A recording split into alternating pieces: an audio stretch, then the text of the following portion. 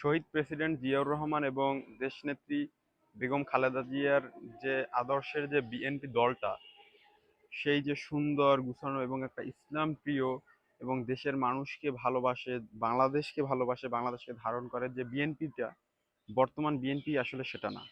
আপনারা কারা কারা আমার সাথে একমত অবশ্যই কমেন্টে জানাবেন।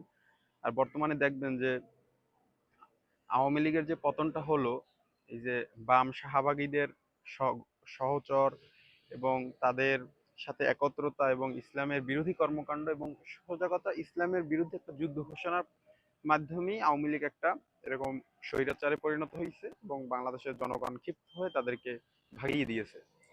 সেই একই পথে হাঁটতেছে বিএনপি, এবং এই বিএনপি শহীদ জিয়াউর রহমান এবং দেশনেত্রী বেগম খালেদা জিয়ার আদর্শের বিএনপি না।